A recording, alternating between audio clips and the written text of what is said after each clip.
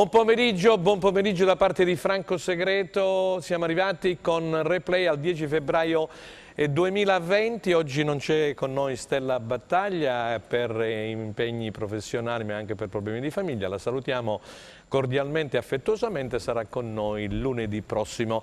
E allora la gran parte della trasmissione odierna sarà dedicata alla difficilissima e molto delicata situazione che sta vivendo il Cosenza, con la quinta sconfitta consecutiva maturata ieri sera in un freddo glaciale del San Vito Marulla contro la capolista Benevento per 1-0. In questo momento si sta discutendo della posizione dell'allenatore, del tecnico Braglia. Da quelle che sono le notizie in nostro possesso, probabilmente in serata dovrebbe esserci, io uso il condizionale, l'esonero dell'allenatore. Poi durante la trasmissione con la quale potete interagire, vi do subito il numero 345 921 12 21, potete interagire con noi attraverso WhatsApp, vedremo quello che succederà da qui a 1:20. Vado subito a presentarvi gli ospiti, perché poi parleremo anche del Crotone, parleremo anche brevemente della Serie C, di quello che è successo e del posticipo di questa sera che vedrà al Granito di Reggio Calabria una partita veramente importantissima tra la Regina e la Ternana. Grazie a Vittorio Malena, Attilio Malena, grazie.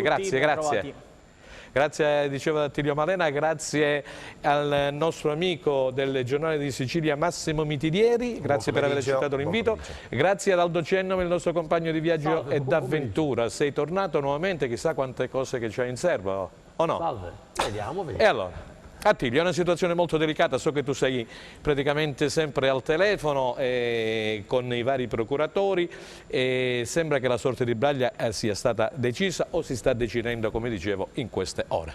No, la versione è che si deciderà sicuramente entro la prima serata se il destino di Piero Braglia andrà avanti nuovamente con il Cosenza oppure se le strade si separeranno. In questo momento credo si debba salvare il salvabile, per quanto difficile e complicata sia la situazione. Serve realmente una scossa, anche perché non si può più aspettare il cadavere verso il fiume e rimanere in attesa delle decisioni e soprattutto dei risultati delle squadre avversarie. Il destino del Cosenza dipende solamente dal Cosenza e da una scossa che appare sotto gli occhi di tutti, nonostante una prova contro il Benevento fatta più non di inerzia soprattutto e non di una vera e propria organizzazione.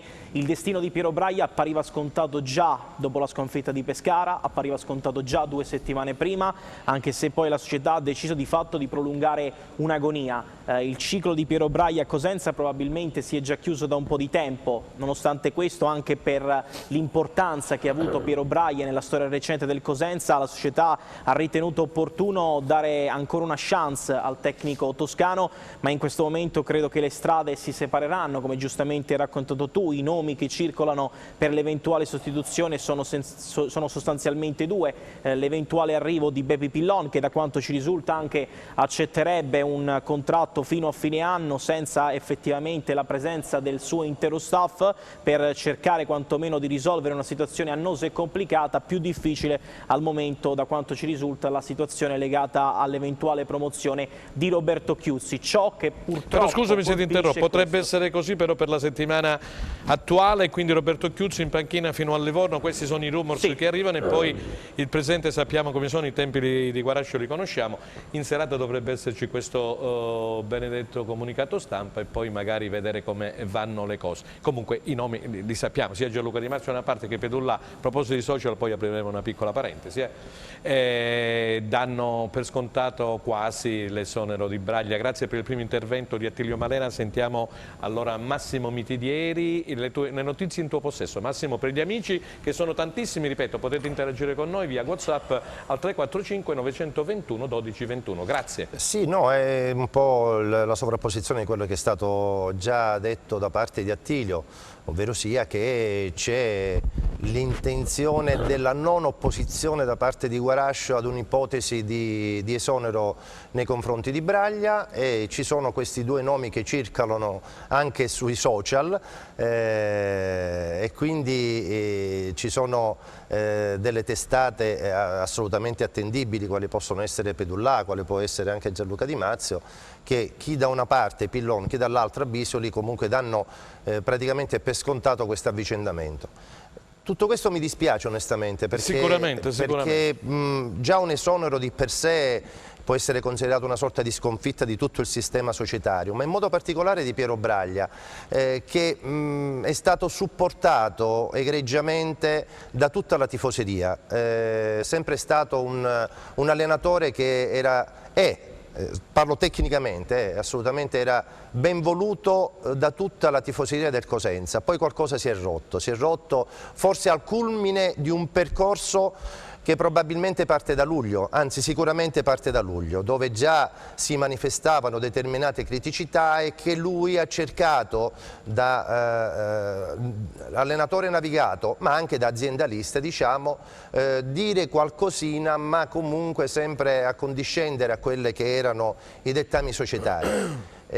Quello che è successo ieri è l'emblema che viene fotografato al suo arrivo in sala stampa, dove veramente avevo uno sguardo che ora in 3 anni non l'avevo mai visto nei confronti di Braglia, uno sguardo assente, mi ha dato l'impressione che fosse rimasto un uomo solo, ma sto parlando a livello sempre calcisticamente parlando, ci mancherebbe altro. Un uomo solo che veramente non riusciva più a dare giustamente una risposta logica nell'illogicità di questo campionato. Un campionato dove alterniamo a volte delle ottime prestazioni, però raggruppate in un periodo ben preciso, mezz'ora, 40-45 minuti, per poi presentarci come ieri sera in quello che era stato considerato da tutti nel corso della settimana la partita della svolta, ma non sotto l'aspetto, diciamo, sotto l'aspetto numerico, perché comunque ieri abbiamo visto un Benevento che è già pronto per la Serie A, già ha tracciato le linee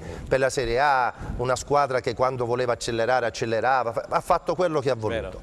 Ma sostanzialmente il tifoso che tiene a cuore le sorti del Cosenza si aspettava certamente una reazione emotiva che non c'è stata. Non c'è stata.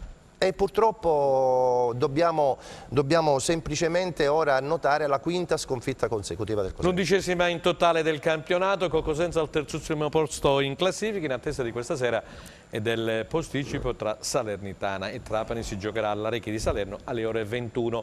Nel frattempo arrivano tantissimi messaggi via WhatsApp. Se Braglia aveva esonerato subito non si capisce più niente, la partita in campo non c'era più, eccetera eccetera. Ormai siamo alla frutta, via il presidente Guarascio, siamo in Serie C, per il dopo Braglia Bepi Pillon, ma non illudiamoci, c'è il gruppo che non esiste, eccetera eccetera. Mister Braglia avrà commesso anche degli errori, insomma qui c'è veramente una grande fibrillazione, caro Aldo, perché in effetti la tifoseria ormai è veramente stufa di questa situazione. Anche ieri contestazione al presidente Guarascio, il solito discorso prima della partita, lo striscione a presidente Cercasi.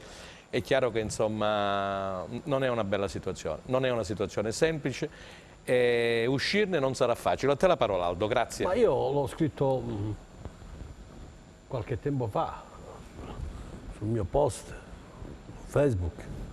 Cosa mancava al Cosenza, quindi non è che mi devo sempre ripetere.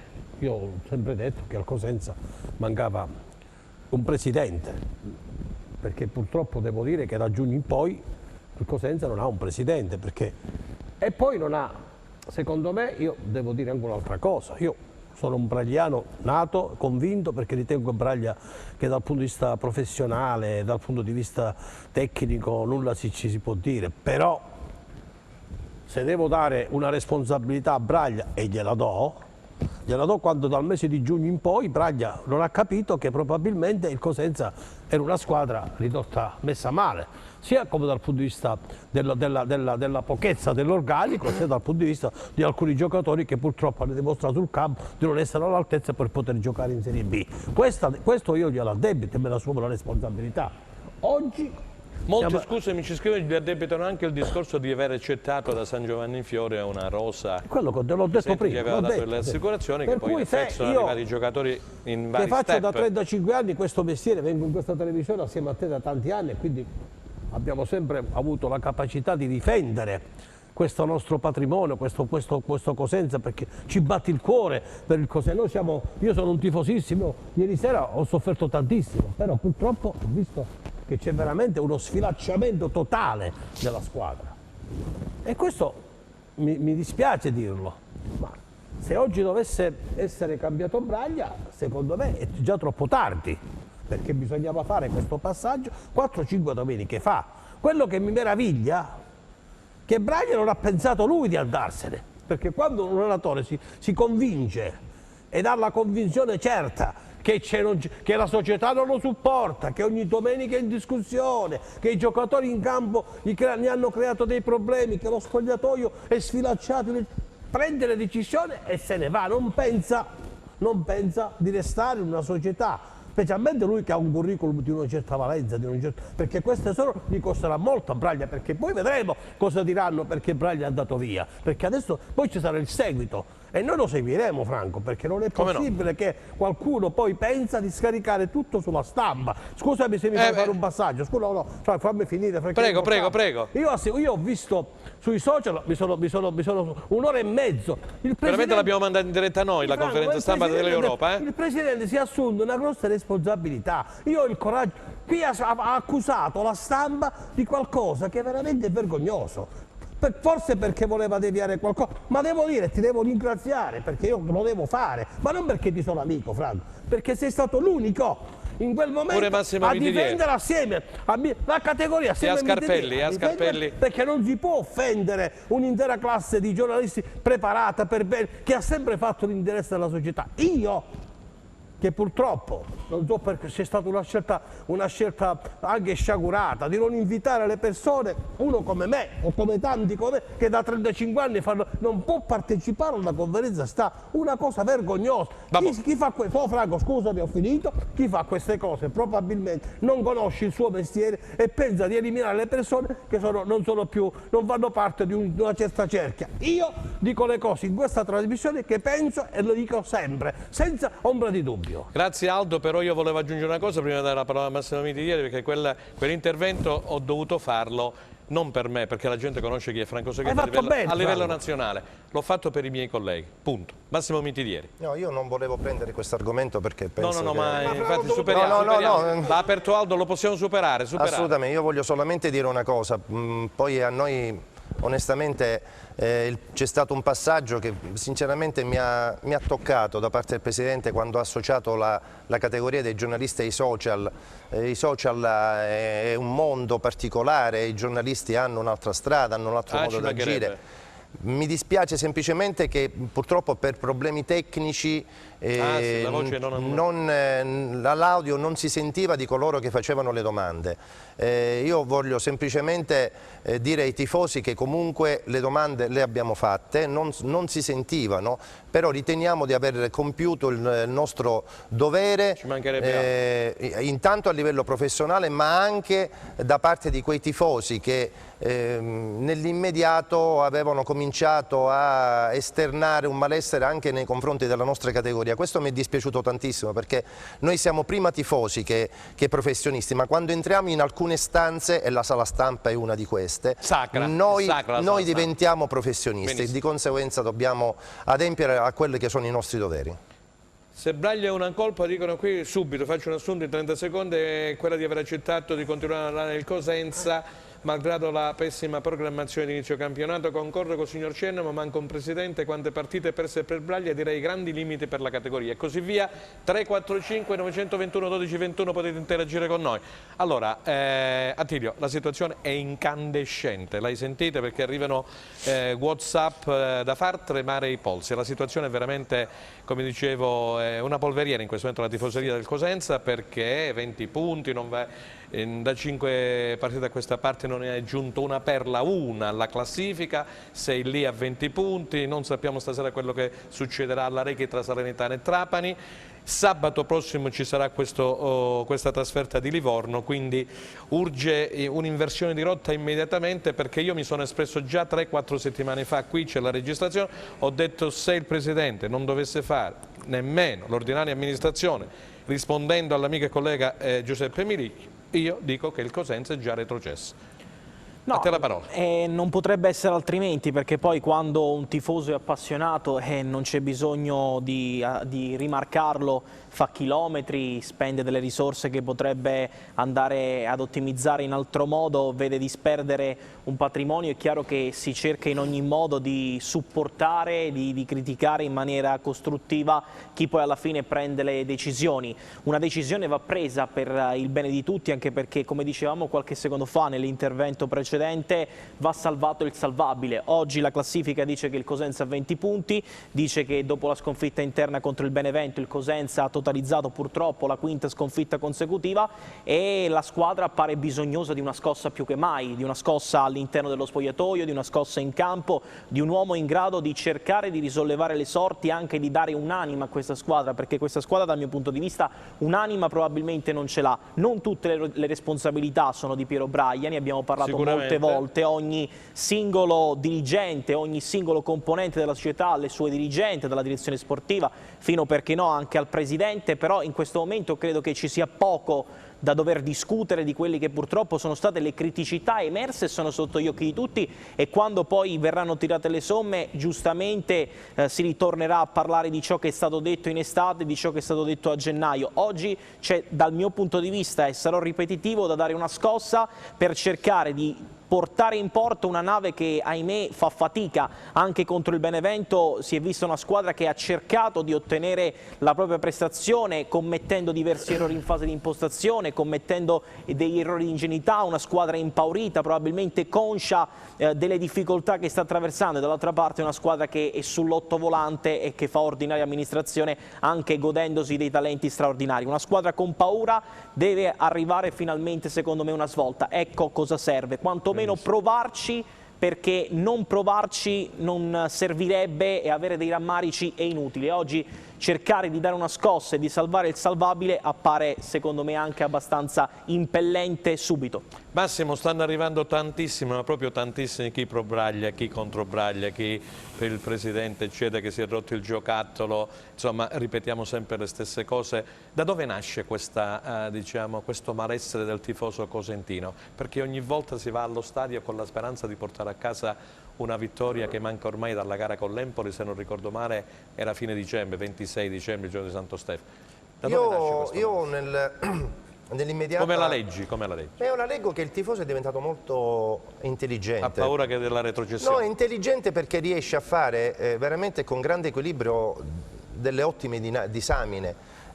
Noi tutti, mettiamoci tutti quanti insieme, facciamo quadrato intorno a questa squadra. Già da luglio chi in un modo chi in un altro comunque manifestava un certo malessere nel fatto che si va in ritiro con diciamo 7-8 giocatori, perché gli altri erano già sul piede di partenza, e si ripete sistematicamente l'errore che fu fatto lo scorso anno. Io pensavo che a distanza di un anno qualche spigolatura si potesse un attimino arrotondare, perché comunque se tu vivi un'esperienza, puoi essere un neofita, puoi essere anche, voglio dire, una persona, ma al di là dell'aspetto economico, perché qua nessuno sta parlando dell'aspetto economico, qui non si chiede a Guarascio di svenarsi per far venire dei giocatori, ma quantomeno cominciare a tracciare delle basi per iniziare un percorso che sistematicamente ogni anno è interrotto, perché noi abbiamo circa il 60% dell'organico della squadra, sto parlando di anno in anno, non parlare dei prestiti, no? Perfetto, che sistematicamente viene... Massimo, senti, qui ci dicono, ma qualche giornalista è stato anche tiepido in estate con il presidente Guarascio, forse si doveva calcare secondo te di più la mano, ma non è che dipende dal giornalista, acquista Tizio, acquista Caio, acquista Sempronio, no? Franco, il discorso è molto semplice. Più di sollecitarlo, noi cerchiamo di tenere un attimo un più profilo, di sollecitare la società, appunto noi cerchiamo di tenere un sempre profilo, fatto. appunto noi cerchiamo di tenere, la maggior parte di noi cerca di tenere un profilo basso, nel senso che è inutile puntare l'indice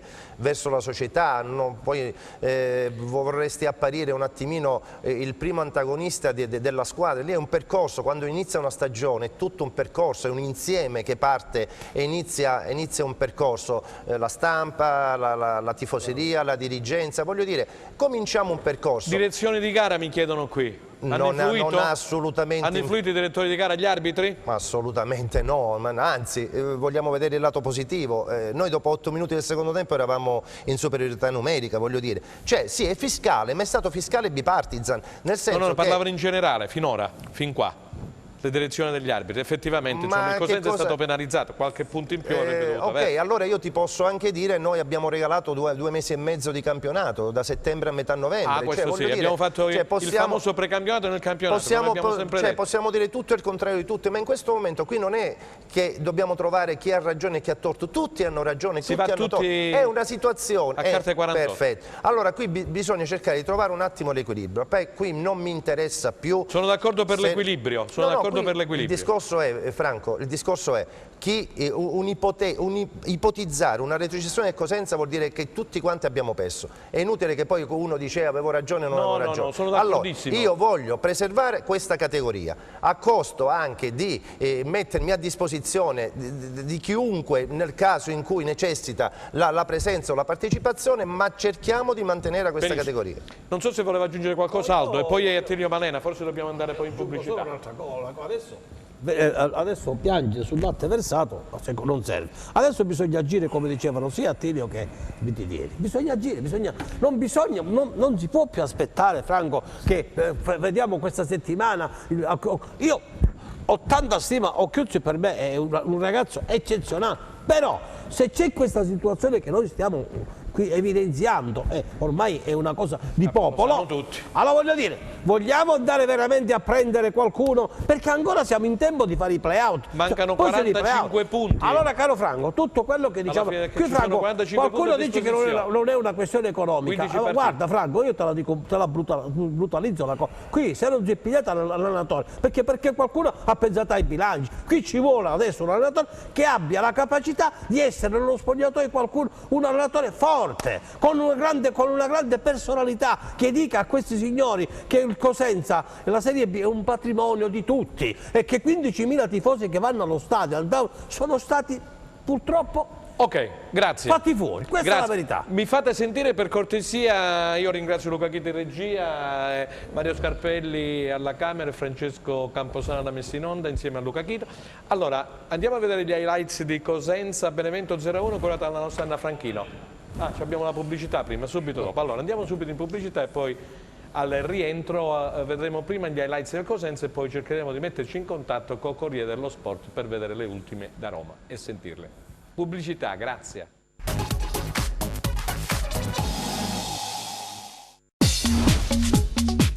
Cerca Teleeuropa sul tuo Play Store o Apple Store e scarica la nostra app.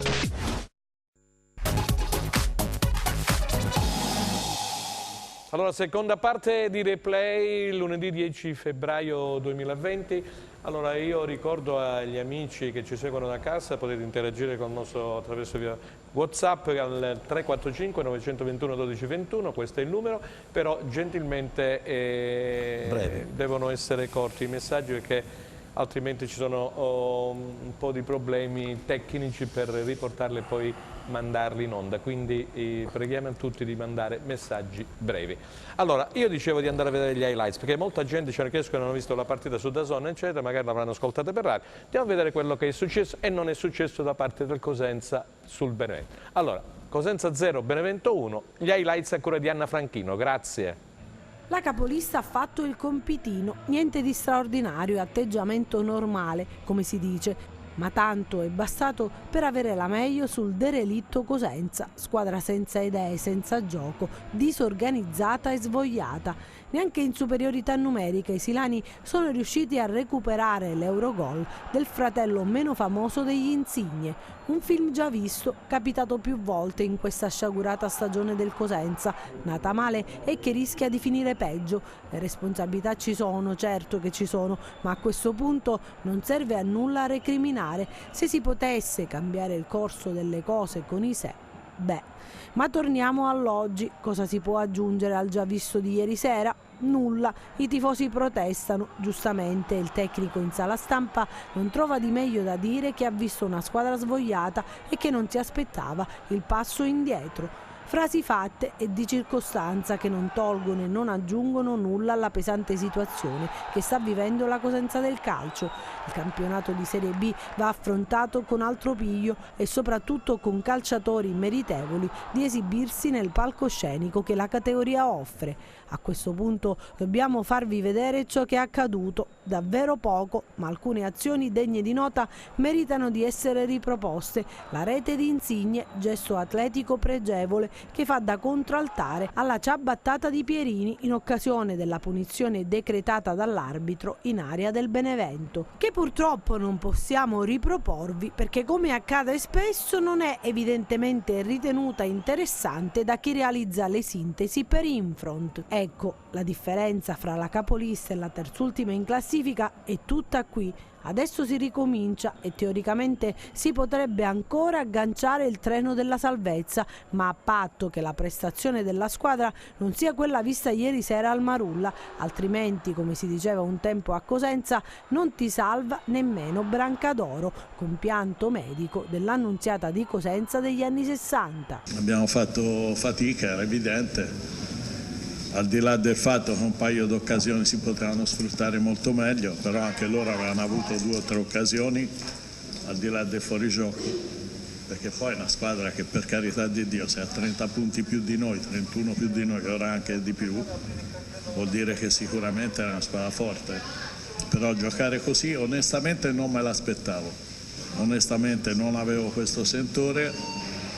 Secondo tempo molto probabilmente perché non avevamo più niente nemmeno da perdere, perché dovevi giocare per forza, al di là dei cambi, però abbiamo avuto le nostre occasioni. Se poi non le fai, al di là del fatto che potevamo essere molto più veloci, abbiamo provato poco l'1 contro 1, anzi quasi solo, mi sembra, un po' Baez e Masciacche, però nelle zone del campo sbagliate. È andata così. Dispiace veramente. Allora, abbiamo sentito Braglia, grazie ad Anna Franchino per aver confezionato gli highlights della partita, ma quando un allenatore caratterio lo sente in quel modo, no? Come se avesse gettato la spugna, come se nessuno lo seguisse più, non si salta l'uomo, tranne 2 persone, ha fatti i nomi, Maciacci e Baez, tutti gli altri sono nessuno. Questo è l'assunto di Piero Braglia. Per carità di Dio, lo abbiamo ringraziato, eccetera, però l'impressione è che la squadra, o gran parte della squadra, me ne assumo la responsabilità in prima persona, non lo segua più. No, effettivamente così. Perché sono queste, da queste dichiarazioni di Braglia io capisco quello che ho appena detto. È una disamina amara. Amara, amarissima. Molto amara, e si percepisce in realtà una sorta di resa abbastanza anche netta da parte del tecnico, come anche a sostenere io più di questo non posso fare. Sinceramente, e anche col volto chinato, solitamente Piero Braglia ha una grinta diversa, ha una voglia anche di intravedere una strada per il futuro. Di futuro non ha parlato, ha parlato dell'oggi, a testimonianza che effettivamente anche lui probabilmente si aspettasse un possibile provvedimento della società che dovrebbe arrivare a stretto giro di posta. Ma è una considerazione, ripeto, molto amara, ma sinceramente anche negli highlights confezionati da Anna Franchino si percepisce come anche lo stesso Cosenza, ne parlavamo anche poc'anzi, la prestazione e le occasioni ci sono sempre, ma per un motivo o per l'altro non si concretizza mai quanto creato. Nonostante questo il Benevento ha svolto una prestazione di ordinaria amministrazione senza accelerare e calcare la mano, e anche nella partita di ieri con un pizzico di coraggio in più probabilmente un punto poteva essere portato a casa, ma così con i se e con i mano ci va, come dicevamo con Giorgio Minicchio la scorsa, anche a Pescara un punto sarebbe stato importante, che a Cosenza, vedendo la classifica ora 6 a 20, caro Massimo, sarebbero state 22, ma col seno del poi, con i se e con i ma non si fa il calcio. Allora io voglio vedere sui calciatori, Massimo, che tu sei una persona molto equilibrata, sai praticamente fare un distinguo tra A e Z. Quanto hanno influito in questa situazione i calciatori? Perché sono loro che poi vanno in campo. Si parla di uno spogliatoio, di una polveriera nello spogliatoio, di uno spogliatoio praticamente che sta per saltare se non è già saltato in aria, di Braglia che ha perso la mano del gruppo, eccetera, eccetera. Quanto hanno influito in questa situazione i calciatori? Con la tua onestà intellettuale. Dobbiamo proporzionarlo e associarle alle e poi voglio sentire anche Aldo su questo. Dobbiamo associarle alle dichiarazioni di Trinchera e di Braglia. Sì. Perché faccio questo distinguo? Perché sempre riferendomi alla conferenza stampa di mercoledì scorso, Trinchera dice: noi siamo certi, supportato anche dal Presidente, di aver elevato il tasso tecnico in relazione allo scorso anno. Se tu prendi i giocatori singolarmente parliamo di almeno 5-6 elementi che hanno un curriculum di tutto rispetto, ci mancherebbe altro. Il problema qual è? Poi tu questo concetto lo devi un attimino metterlo sul terreno di gioco, cioè devi far sì che i giocatori prendano le giuste posizioni e possano esprimere quello che vogliono. Ci sono stati in questi mesi delle situazioni un po' anomale. Senza andare troppo indietro, soffermiamoci sul duo Schiavi-Lazzar. Sì. Questi due oggetti misteriosi dove per un motivo o per un altro Schiavi assolutamente non è stato mai visto all'opera. E domanda di ieri in sala stampa, per l'ennesima volta Braglia ha detto: se Schiavi non gioca un motivo ci sarà. Punto. Lazzar, versione di mercoledì scorso, Lazzar non può giocare dal primo minuto perché fin quando, queste parole di Braglia, fin quando Lazzar non è pronto anche per la fase di interdizione e pensa solo a stare in attacco, Lazzar non trova posto. Versione di ieri sera di Braglia, di stanotte alle 11:30, Lazzar non può giocare più di 15-20 minuti. Mamma mia, ragazzi. Allora, quindi voglio dire, c'è una situazione un po' in fermento. È innegabile che dovremmo passare anche da Pierini, che non è stato utilizzato per 2 partite perché sempre a detta di Braglia Pierini non aveva più intenzione di rimanere a Cosenza. Voleva andare a Cremona, sì. Voleva andare a Cremona. Quindi è un insieme di situazioni. È innegabile però un dato, e su questo sono d'accordo con Braglia: manca un leader nello spogliatoio. Ieri ho visto Del Pinto che ha fatto il terzino. Perfetto. Lui che è un centrocampista. Del Pinto che ha un mezzo errore del portiere del Benevento, se lo stava mangiando il portiere del Benevento. Sì, sì. Cioè Del Pinto è andato a muso duro. E Montipò, il portiere, ha avuto 7 da tutti i generi sportivi nazionali. Cioè è andato da Montipò e se lo stava sbranando. Io non ho mai visto questa cattiveria da parte del Cosenza. Sempre detta di Braglia, noi teoricamente avremmo 2 leader in campo. Avremmo Sciaudone e Schiavi. Sì. Ovvero sia, un giocatore che non ha mai giocato in campionato e un altro giocatore che diciamo non lo so dove collocarlo in questo momento. Quindi voglio dire, è innegabile che lo spogliatoio è uno spogliatoio che ha delle criticità. Ora, il discorso qual è? Hai una sola opzione in questo momento, quella di mettere un elemento nuovo che è un allenatore. Non è la panacea, non è certamente la soluzione di tutti i mali, però anche Braglia ha detto, sempre mercoledì scorso ha detto praticamente mi meraviglio come ancora dopo 4 sconfitte consecutive non sono stato esonerato. La sintesi è questa. Allora, cerchiamo di fare quadrato e tiriamo avanti perché fare quadrato. Allora Aldo, che ne pensi tu di quello, di quello che ha detto Massimo ma guarda, riferimento alla mia domanda? Io mi è rimasto impresso, non l'avevo sentito l'intervista, la conferenza stampa finale, quando uno dice la squadra gioca per forza, sai che significa? La squadra gioca per forza? Perché non ne può fare a meno, significa, se per forza di legge, non lo so, è una frase che è veramente preoccupante, cioè vuol dire che Braglia, quello che diceva ieri, lo ha percepito nello spogliatoio, significa che ci sono dei giocatori che in campo vanno per forza di inerzia, perché probabilmente non ne possono fare a meno, questo tradotto in soldoni. Come in soldoni? Allora voglio dire, ma se questa situazione c'è, una società se lo pone sa che c'è quella situazione, Trinchera, il presidente e chi per lui sa che c'è questa situazione da qualche tempo, sa che la squadra non vince da 5 domeniche, sa che lo spogliatoio, che c'è giocatori che purtroppo non so per quale motivo quando vanno in campo non rendono.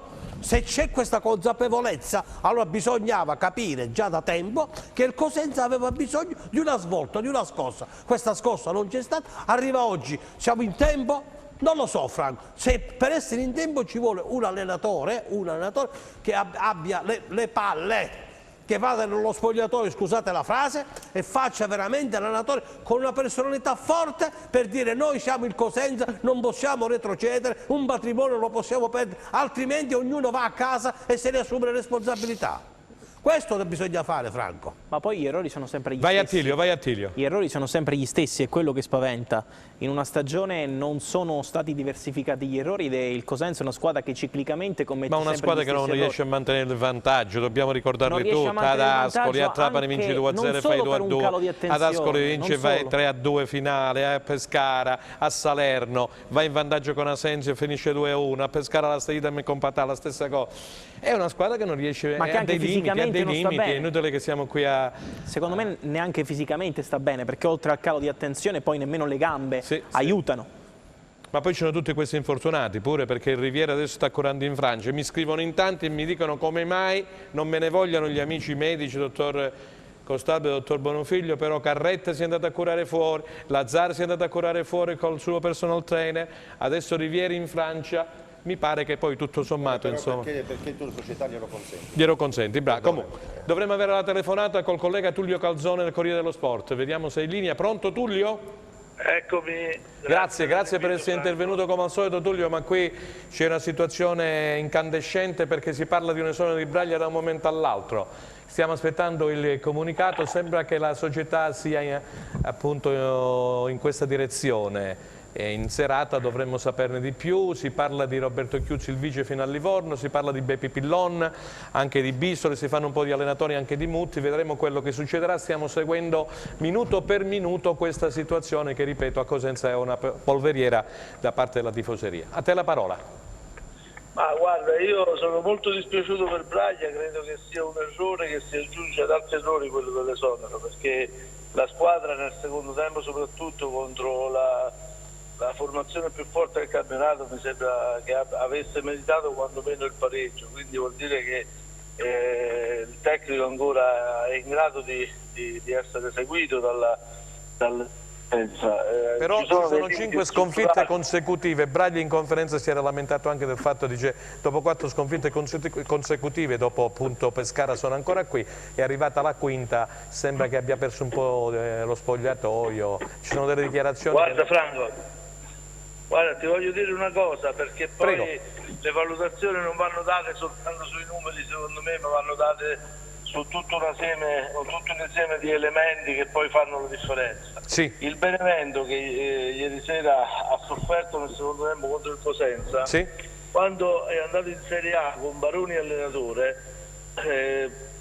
aveva perso 6 partite consecutive, era stato senza vittorie per 6 partite consecutive e ne aveva perse mi pare 4 su 6, per cui poi alla fine si decise di dare fiducia all'allenatore e quella squadra riuscì poi per tutta una serie di strane coincidenze, non ultimo il fatto che Castori col Carpi andò a vincere il 9-11 col Frosinone, il Frosinone perse a Benevento la partita decisiva per cui si giocarono i playoff e alla fine però il Benevento andò in Serie A, per cui voglio dire le sconfitte sono sicuramente una situazione pesante che deprimono la squadra, però a me il Cosenza francamente non mi è sembrato depresso ieri sera contro il Benevento, l'approccio è stato nervoso perché quando non si vince vengono meno le certezze, è vero. Però al secondo tempo c'è stata una non c'è gente reazione di personalità in questo Cosenza, come diceva il collega Massimo Mitiglieri del Giornale di Sicilia, poi 4 sconfitte hanno inciso e incidono e anche ieri sera lo abbiamo visto che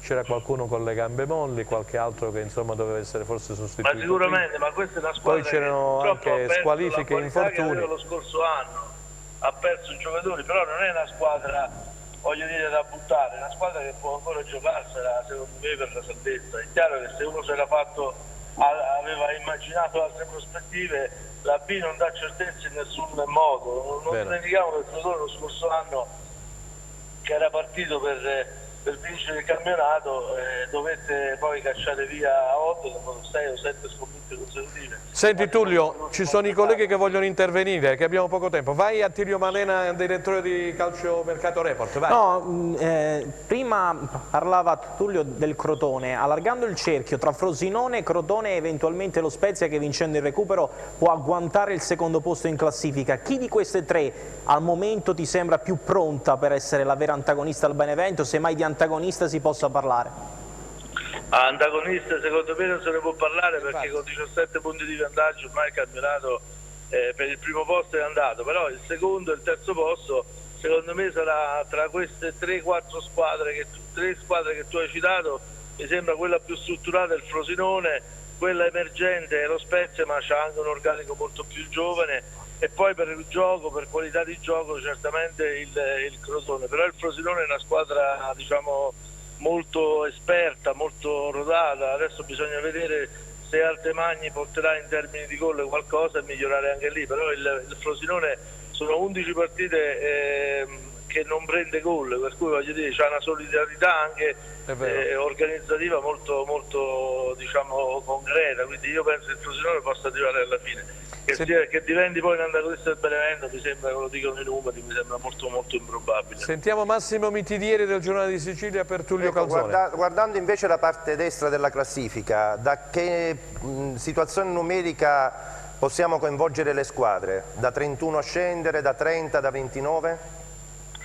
Sì, secondo me 31 dovrebbe essere il limite, anche perché per salvarsi vogliono almeno 42 punti, no? Se uno sta sulla media punti delle scorse annate, però quest'anno c'è un particolare rispetto agli altri anni che potrebbe ulteriormente abbassare la media salvezza, e il fatto che c'è un grandissimo equilibrio sia per quanto riguarda la zona playoff, perché se tu vinci 2 partite paradossalmente ti trovi di nuovo in zona playoff, come è capitato per esempio all'Empoli che con 2 partite vinte un paio di pareggi è riuscito addirittura a mettersi quasi in linea con le altre, anche perché sopra continuano ad alternare risultati molto ondivaghi. Il Perugia perde con Cosmi all'inizio, vince 2 partite, poi riperde.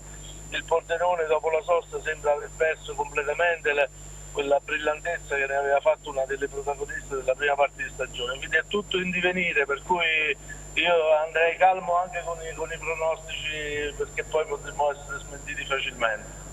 Ok, allora grazie a Tullio per il suo intervento, seguiremo, ripeto, questa situazione del Cosenza minuto per minuto, vediamo quello che succederà. Ok, grazie Tullio per l'intervento. Grazie a voi. Buon lavoro, grazie, ciao, grazie. Allora, prego Aldo, vai, Aldo Cenamo.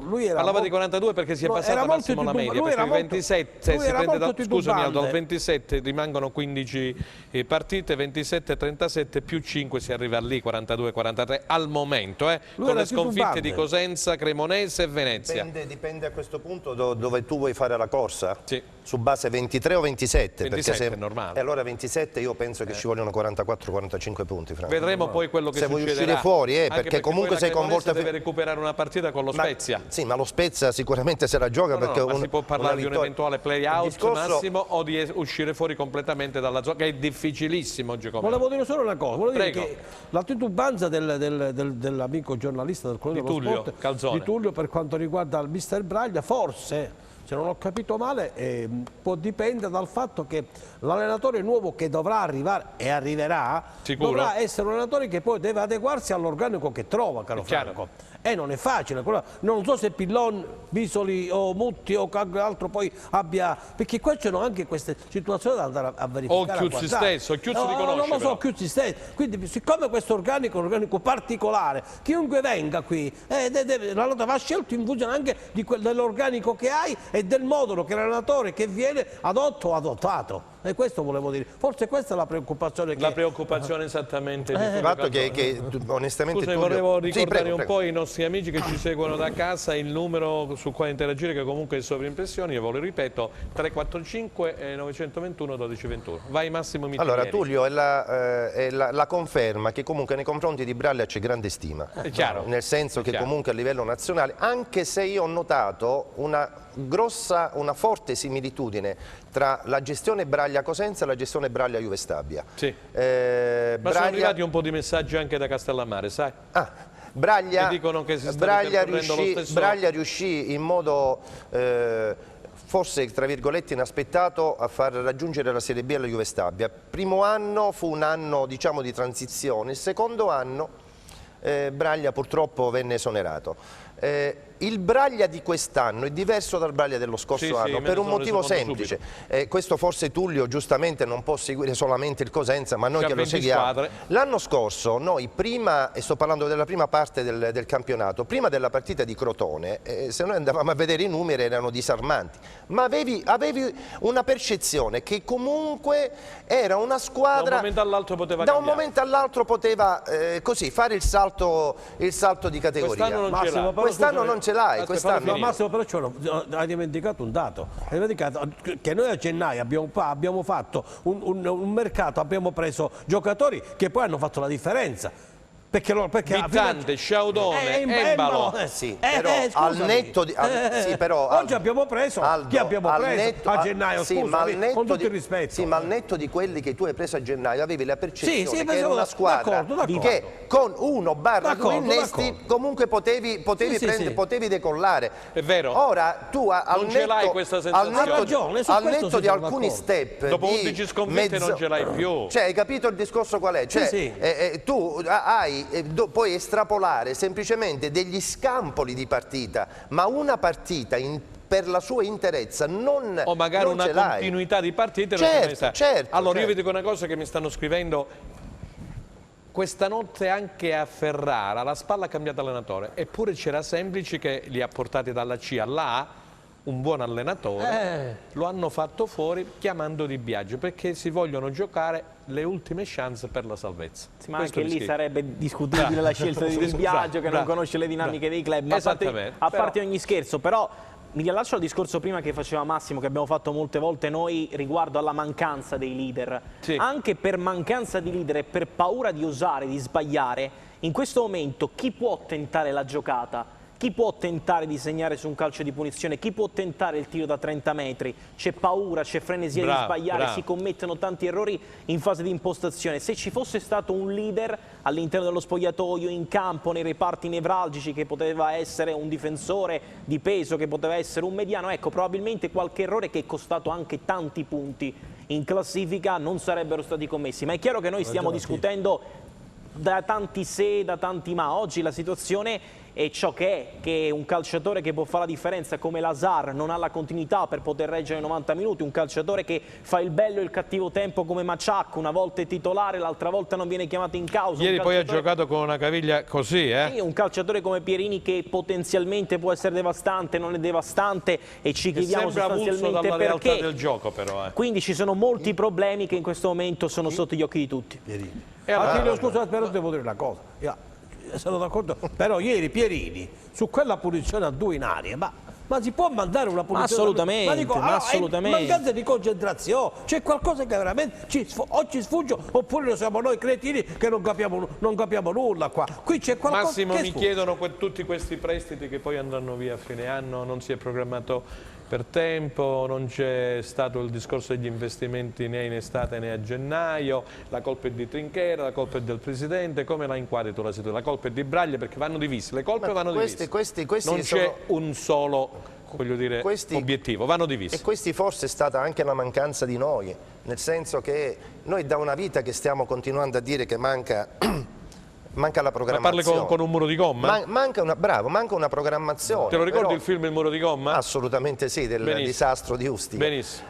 Il discorso qual è sostanzialmente? Nel momento in cui io mi sento dire da parte del Presidente che escluso, non guardiamo la classifica, ha detto, però a livello gestionale va tutto bene, che sta investendo moltissimo sul settore giovanile, che ha investito tantissimo per la fornitura dei sediolini e della rizzollatura del campo. Tu hai la percezione che non riesci a dialogare. Io mi sono permesso in seno alla conferenza stampa, concludo, in seno alla conferenza stampa di dire al Presidente forse sarebbe stato il caso di comunicare un po' di più. Mi è stato risposto in modo negativo, più di fargli la domanda non so che cosa fare onestamente. Grazie Massimo, allora andiamo al secondo spazio pubblicitario, vediamo quello che succede, nel frattempo ci aggiornerà il collega Attilio Malena, diamo spazio, dicevo, alla pubblicità, restate con noi, tra qualche secondo saremo qua.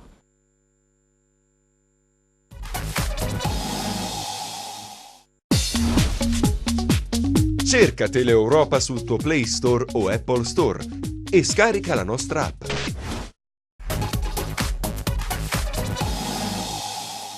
E allora la trasmissione di oggi, dicevamo a telecamere spente, sta avvertendo solo ed esclusivamente sulla questione del Cosenza, molto molto delicata. C'è Attilio Malena. Attilio, sono stati contattati un po' da allenatori, i giocatori guarda caso a Cosenza non lo so, storcono il muso quando sentono parlare di Cosenza, gli allenatori no. No, non si tratta di contatti veri e propri, ma si tratta poi di suggestioni che però difficilmente si materializzeranno nel caso di un eventuale esonero di Braille. Usiamo il condizionale che in questi casi è più che mai d'obbligo. Le soluzioni al momento maggiormente calde porterebbero, ribadiamo, al nome di Beppe Pillon, che accetterebbe di buon grado di arrivare in Calabria anche senza gran parte del suo staff, e la seconda opzione, più difficile al momento, porterebbe alla promozione di Roberto Chiuzzi. Ma ci sono anche ci sono anche tanti allenatori che verrebbero molto volentieri in casa Cosenza. Uno potrebbe essere Zdenek Zeman, stuzzicare chissà la tifoseria andando poi a prendere un allenatore che sicuramente porterebbe un grande entusiasmo. Bisoli, da quanto ci risulta, accetterebbe solamente in presenza di un'eventuale strada per il futuro, ovvero con un eventuale contratto fino a giugno, per poi successivamente stipulare anche una sorta di principio di accordo per la prossima stagione. Qualcuno ha fatto anche il nome di Bortolo Mutti, ma ribadiamo quanto abbiamo detto 10 secondi fa: al momento le soluzioni più calde portano a Beppe Pillon, che ribadiamo accetterebbe volentieri, e a Roberto Chiuzzi fino a Livorno. Dovrebbe uscire da questi due, diciamo. Come strano, Franco. Lino Mutti, che lo ricordiamo con grande affetto. È una cosa strana, sta succedendo una cosa strana, dove gli allenatori si stanno proponendo e stiamo ricevendo messaggi. Infatti tra me e Attilio abbiamo i cellulari bollenti, come si suol dire. Bortolo Mutti ha dato la sua disponibilità, poi dipende se la società lo contatta o meno. Zeman ha dato la sua disponibilità, quindi abbiamo una situazione strana dove molti allenatori si stanno proponendo e stranamente molti giocatori hanno declinato l'invito. Vediamo Aldo come la inquadra questa situazione. Perché molti allenatori hanno la libertà di pensiero e di muoversi da soli. I procuratori si muovono con una certa... I procuratori purtroppo a Cosenza non mandano giocatori, lo sappiamo tutti perché non mandano giocatori. Vabbè Aldo, non facciamo ancora polemiche su polemiche su polemiche. Seguiamo questa situazione che riguarda l'attualità, questo eventuale, come diceva Attilio Malena, cambio di allenatore. Non è che ci nascondiamo. Ho capito, però se la situazione è questa, bisogna uscirne e casomai retrocedere con grande dignità, non come si sta facendo in questo momento. Te lo spieghi perché molti giocatori hanno rifiutato di venire a cose importanti? Te lo spieghi? Sì, eppure c'erano pure i contratti pronti, no? Aldo, si può anche retrocedere, ma dico che si deve retrocedere con grande dignità. Quello che abbiamo visto ieri sera nel primo tempo, perché se Braglia ti fa quelle dichiarazioni a fine partita significa che c'è un qualcosa che non quadra all'interno dello spogliatoio. Retrocedere sì, ma con dignità. Sì, ma la dignità, Franco, se mi consenti, deve essere dettata anche di chi in questo caso gestisce, perché onestamente io penso che nell'immediatezza di quella, a mio parere, infelice affermazione da parte di Trinchera che non c'è appeal tra i giocatori e il Cosenza, diciamo che non è stata ben accolta da parte della tifoseria del Cosenza. In seconda battuta, quindi stiamo parlando anche del mercato tra virgolette di riparazione, non ha usato lo stesso termine ma ha seguito la stessa linea, cioè molti giocatori a dire del DS Trinchera non hanno accettato per la posizione geografica. Allora mi verrebbe da dire la gente va a Chiavari, la gente va a Trapani, va a Castellammare di Stabia, va in posti tutto che... il rispetto? No, ma ci mancherebbe altro. Però voglio dire, lui dice che il sud ora non è ben visto. Io dico che l'aspetto economico prevale un buon 80-85% su quelle che possono essere. Attilio Malena, e poi andiamo a vedere subito il Crotone. Scusami che io chiedo a Luca Chito di prepararmi il Crotone, vai. No, ma per alcuni calciatori indubbiamente avvicinarsi a casa, magari in zone diverse da Cosenza, può essere una scelta eventualmente da rispettare, però è chiaro che andando poi a riscontrare chi è stato a Cosenza, chi ha avuto poi successivamente la possibilità di vivere la città e di vivere la Calabria in generale, difficilmente poi se n'è andato scontento. Bravo, benvenuto al sud. Questa è la verità. Vediamo se siamo pronti con il Crotone, e mi pare che l'abbia confezionato Isabella Rocamo questo servizio. Il Crotone ha battuto sabato pomeriggio nei minuti finali con un gol di Simi di testa e la Cremonese per 1-0. Andiamo a vedere gli highlights. Grazie Luca. Un attimo, vediamo se riusciamo a trovarlo, se no possiamo continuare con... L'abbiamo trovato? Ok. No?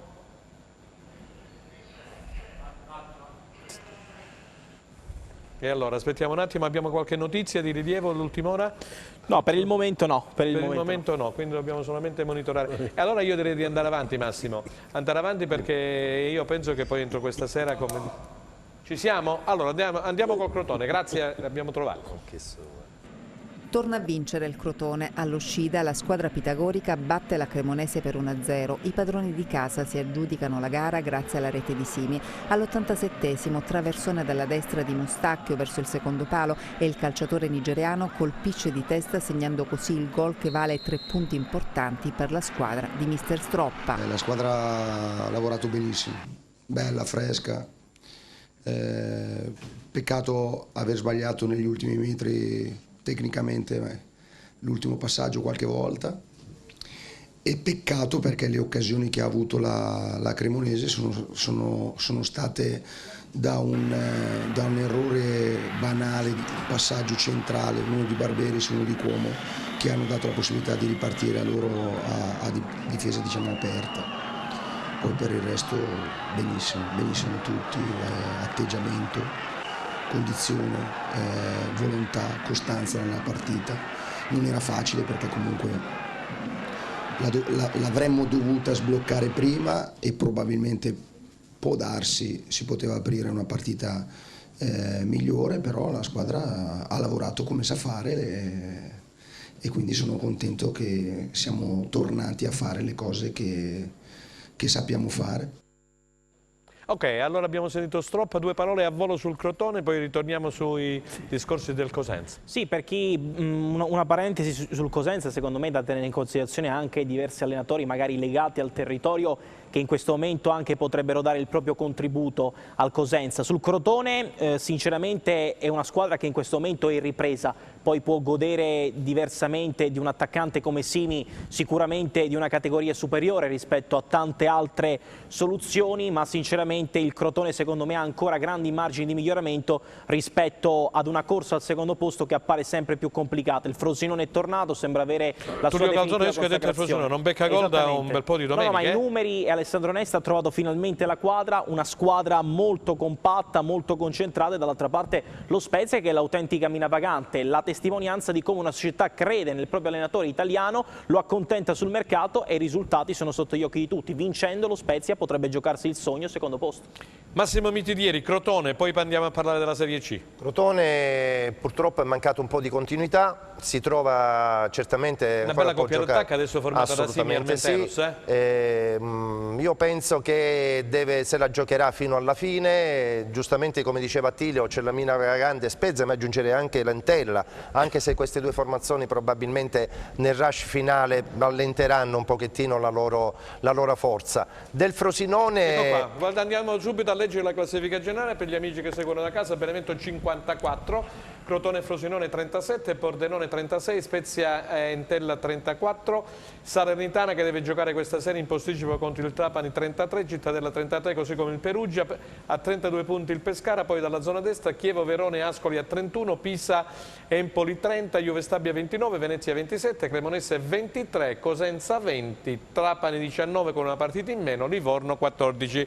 Ricordiamo che deve recuperare anche la Cremonese contro lo Spezia in trasferta. Dicevi, Massimo? È strano vedere, se tu vedi questa classifica e ti rendi conto che comunque ora noi le abbiamo viste tutte le formazioni, sinceramente non c'è stata, escluso il Benevento che ieri veramente mi ha impressionato, non c'è una formazione che onestamente è salita un po' agli onori della cronaca. È una gran bella squadra il Benevento. La Serie B quest'anno secondo me a livello tecnico si è abbassata notevolmente e il Benevento nella prova provata, ed è strano che ci siano già dopo a 15-16 giornate dalla fine del campionato c'è una formazione che ha preso questo stacco, quindi la dimostrazione che qualcosa non quadra, cioè voglio dire tra il Benevento e il resto c'è un abisso, e questo abisso è dettato dal fatto che il Benevento certamente è una formazione top, le altre squadre sono formazioni normali che altalenano i risultati, cioè non c'è una continuità, anche lo stesso Crotone, come dicevo, Crotone reduce da 3 sconfitte mi sembra, eppure è bastata una vittoria e si è ripresa,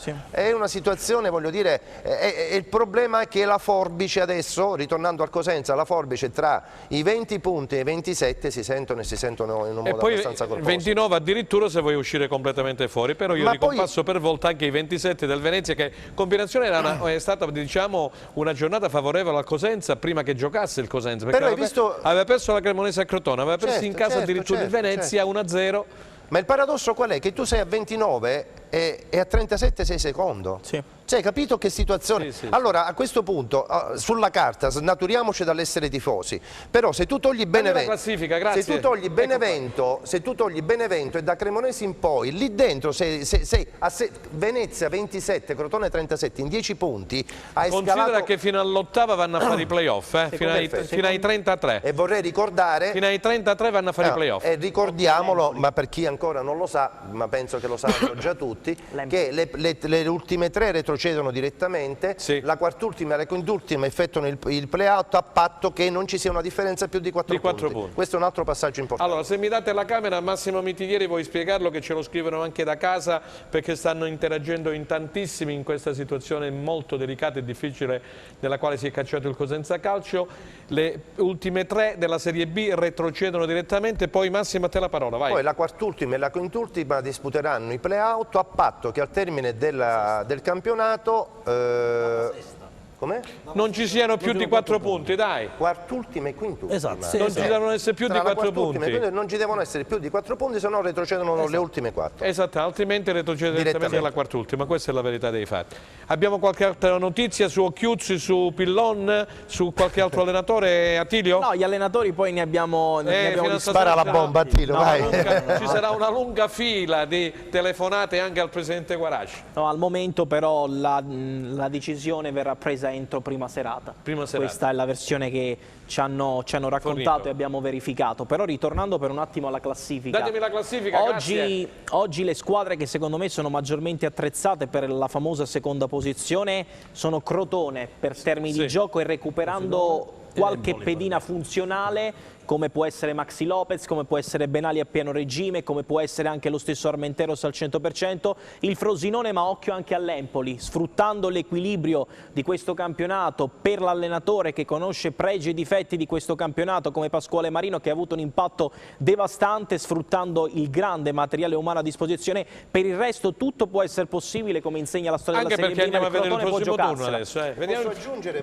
Prego, e nel frattempo che ci posso aggiungere la Salernitana come mina vagante? Perché, sì, pure io. Perché è una piazza, la Salerno, che veramente se sei lì sotto e con un Ventura, voglio dire, stiamo parlando a mio parere di una squadra assolutamente normale, la Salernitana non mi ha lasciato assolutamente impressionato. Però stiamo parlando di formazioni che purtroppo si trovano in questa, buon per loro, si trovano in questa situazione. Giocare Benevento ha fatto una bella partita. Sì, ma hai capito, ma sono molto fisica, molto fisica. Bravo, e questo è importante in Serie B in questo momento. Luca Chito, mi dai per cortesia il prossimo turno della Serie B? Aldo, eccolo qua. No, una classifica giustamente. Benevento Pordenone. Questa è una bella partita. Chievo, Verona, Salernitana, Cremonese, Trapani, Empoli, Pisa, Frosinone, Perugia, Juve Stabia, Crotone. Questo è un bel test per il Crotone pure.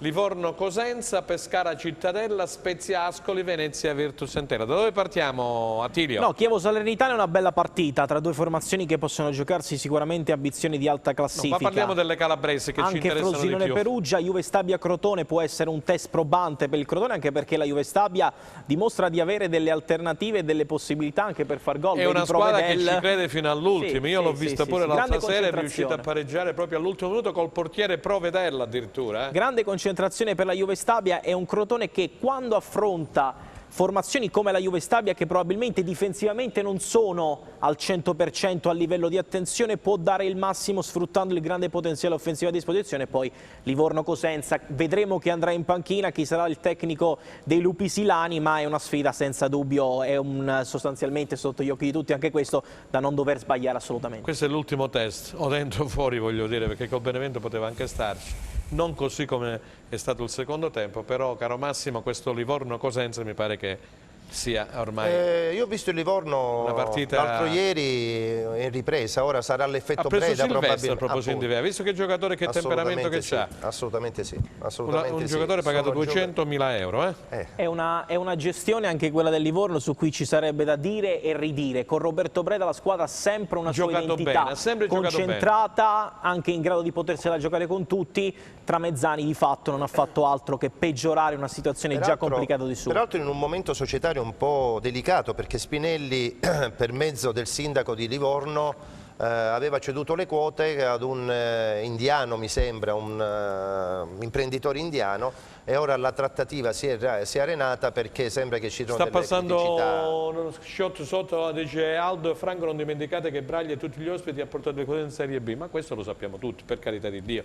Noi registriamo, come sanno fare i bravi giornalisti, quelli che sono, diciamo, i fatti. I fatti dicono che il Cosenza in questo momento, al terzultimo posto, scusami Aldo non interrompermi, con 20 punti e una media retrocessione. Se dovesse continuare così, l'ho detto l'altra volta, mi sono esposto e mi espongo anche adesso, il Cosenza è una squadra che finirà direttamente in Serie C, poi faremo i conti a fine anno e vedremo di chi saranno state le colpe. Ho detto, non è di una sola persona, di Braglia, di Trinchero, del presidente Guaraccio, è un discorso che va diviso, sono delle colpe che vanno divise tra tutti. Ma nessuno qui ha messo la professionalità, però purtroppo c'è una situazione così difficile, drammatica, e che bisogna fare qualcosa. Quando purtroppo si è in queste condizioni salta l'allenatore. È chiaro che salta l'allenatore, bisogna prendere un allenatore, come dicevamo prima, che venga a Cosenza, sperando che abbia la forza, la capacità e tutto quanto il resto per poterci portare a sta salvezza,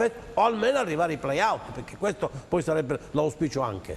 Aldo, scusami, dobbiamo andare subito a vedere la Serie C. Mi mandi la Serie C, Luca Chito, per favore, e poi chiudiamo. Andiamo a chiudere. Grazie. La Serie C, vediamo quello che è successo con la vittoria del Catanzaro 4-1 a Rieti, il pareggio della Vibonese, ok. Il Catanzaro di Oteri continua ad andare a 1000 e a far crescere i rimpianti per il periodo in cui la panchina giallorossa è stata occupata da Gianluca Grassadonia con risultati deludenti. A Rieti altri 3 punti guadagnati e distanze ridotte dalla quinta posizione occupata dal Potenza. Il momento magico di Tulli continua su alla rete del vantaggio ospite con una bella conclusione dalla distanza. Il raddoppio di Di Piazza dopo soli 6 minuti con un bel diagonale al termine di un contropiede. Nella ripresa le altre reti, ancora Di Piazza con la deviazione da pochi passi che vale il 2-0, il gol della bandiera di Persano, bravo a incunearsi in area e a battere l'estremo difensore giallorosso, e poi la rete del 4-1 definitivo con Giannone. Pareggi senza reti per Vibonese e Rende. I rossoblu di Modica hanno rischiato nel finale di una gara equilibrata. Il Picerno ha sfiorato il vantaggio cogliendo una traversa ed è criminato per una trattenuta in area calabrese. Poche emozioni a razza tra Rende e Paganese. Il colpo di testa di Rossini, la migliore occasione dei biancorossi, che salutano il ritorno in campo di Massimo Loviso, fuori dai giochi da tempo per infortunio. Ok, allora abbiamo sentito Gianluca Pasqua, lo ringraziamo per aver confezionato gli highlights della Serie C. Vi ricordo che questa sera 2 parole sulla partita veramente clou di questa giornata di campionato tra Reggina alle 20:45 al Granillo, tra Reggina e Ternana. Sarà l'ennesimo spettacolo di questa Serie C che sta appassionando un po' tutti i grandi sportivi. Ecco qua i risultati. Assolutamente, ma si attende l'ennesima cornice straordinaria di pubblico al Granillo. Per la Ternana di fatto l'ultima spiaggia, per la Reggina la grande occasione di mettere una pietra probabilmente tombale e decisiva su questo campionato, visto anche il pareggio tra Monopoli e Bari per 2-2 in un bel derby pugliese. La Reggina oggi che realmente, non dico che si giocherà gran parte del campionato, ma francamente dare un colpo, un segnale, l'ennesimo al campionato battendo la Ternana, sarà sicuramente importantissimo per questa promozione che sembra essere stata la classifica, ve la leggo: Reggina 56, Bari 51, ieri ha pareggiato col Monopoli che ne ha 48, la Ternana deve giocare stasera, dicevamo, contro la Reggina alle 20:45-48, Potenza 45, Catanzaro 41, Teramo 37, Catania 36, Viterbese 35, Cavese 32, Francavilla Paganese 31, Casertana e Avellino 30, Vibonese 29, Picerno 26, Bisceglie 19, Rende 16 insieme alla Sicola Leonzio. Il Rieti chiude la classifica generale, Massimo Mitidieri con 12. Cosa vogliamo aggiungere? Aggiungiamo che la Reggina stasera gioca sapendo il risultato del Bari, può giocare anche mentalmente non sotto pressione. Sì. Ci sarà il pubblico delle grandi occasioni, come succede ormai da un po' di tempo. La Reggina ha avuto una piccola defiance, sembra che si sia rimessa di nuovo, ma oggi avremo la prova provata se effettivamente la Reggina può riprendere il volo per la Serie B direttamente. sicuramente. Nella zona bassa penso che ormai il Rende sarà impegnato, la nostra speranza possa essere impegnato nei play-out, perché comunque in quel caso sono due che retrocedono direttamente, sì. Terzultima e quartultima disputeranno i play-out, ormai la forbice fra le ultime 4 e le altre è tanta ampia. Il Rende dovrà andare a giocarsi un play-out. Deve veramente cercare di disputare i play-out. Aldo, che mi vuoi dire? Siamo in chiusura e poi torniamo a bomba, quello che è la notizia con la quale abbiamo praticamente iniziato. La classifica è lì, la Regina oggi è a 5 punti, vincendo stasera, poi c'è una partita da recuperare, mi pare. Quindi ancora, per cui c'è tutto un discorso da... Però il Bari è minaccioso, Franco, bisogna stare attenti perché ancora questo campionato non è deciso. Per benissimo, allora torniamo... punti non sono tanti, però se vince stasera allora il discorso cambia. Ritorniamo all'inizio, dove diciamo con la notizia con la quale abbiamo aperto che in casa Rossoblu il presidente Guarascio sta meditando questa situazione e quindi l'allontanamento e l'esonero di Braglia, si parla di Occhiuzzi dalla prossima a Livorno, si stanno vagliando nomi di allenatori, li abbiamo fatti prima con Attilio Malena da Pillon, forse Bisolino più Mutti e magari anche Zeman, che mi dice questa è stata una notizia, diciamo, che è uscita fuori dal cilindro. Il colore, no? Il colore, sì, che poi... sì. Attilio, allora vogliamo chiudere, abbiamo 2 minuti a disposizione. No, una riflessione che il Cosenza sta portando avanti e porterà alla decisione definitiva in serata. Tu dici che in serata ci sarà il comunicato? In serata poi si partirà una decisione. Al momento, in caso di addio di Piero Braglia, le soluzioni, lo ribadiamo per le informazioni in nostro possesso, portano a 2 nomi, quello di Pepe Pillon, che accetterebbe di buon grado di arrivare a Cosenza anche senza l'intero staff, e dall'altra parte quella più difficile al momento, che porta ad un'eventuale promozione di Roberto Chiuzzi. Massimo Mitidieri, il campionato di Serie B, voglio dire, domenica dopo l'altra si fa sentire, adesso siamo entrati veramente nel cuore di questo campionato, non si può più sbagliare, non si può più sbagliare a cominciare da Livorno. Per il Cosenza, mentre il Crotone, abbiamo già detto, ha una partita anch'essa molto importante in quel di Castellammare di Stabia. Guarda, la mia curiosità si basa sul fatto che io posso prendere per buono quello che è l'organico del Cosenza Calcio, ovvero sia che abbiamo degli elementi che potrebbero sotto alcuni aspetti fare la differenza. Può essere un banco di prova questo, se ci sarà il cambio tecnico, cercare di fare quadrato, ma qui ora purtroppo non è più... basta. No, ma non è più competenza né dei giornalisti, né dei tifosi, né dei social, come dice il Presidente, di nessuno. E lì semplicemente sono quelle 4 mura. Allora o ci si guarda in faccia e dice vabbè, allora prendiamo l'impatto alla situazione, oppure veramente il nostro compito l'abbiamo fatto. I tifosi sono stati sempre eccezionali, sempre eccezionali i tifosi del Cosenza. Quindi voglio dire veramente, ora aspetta solamente ai giocatori. Se i giocatori ritengono di avere ancora delle energie o dare un contributo alle sorti del Cosenza, io sono certo che comunque come minimo andremo a disputare i play-out. Aldo, 30 secondi che ci stanno chiudendo. Dico che se ci deve essere cambio, il cambio deve essere fatto assolutamente oggi, perché non è possibile più andare avanti e tergiversare. Abbiamo tergiversato già troppo. Grazie ad Attilio Malena, direttore di prossima. Calciomercato Report, nostro collaboratore. E grazie veramente al collega del Giornale di Sicilia Massimo Mitidieri per il suo apporto alla trasmissione. Grazie al nostro compagno di Grazie a voi, buon pomeriggio a tutti. Cennamo. Allora, io saluto nuovamente Stella Battaglia, che sarà con noi prossimo lunedì. Noi ci rivedremo il 17 febbraio sempre alle ore 15, sempre su Tele Europa Network, sempre con Replay. Da parte di Franco Segreto è tutto, arrivederci.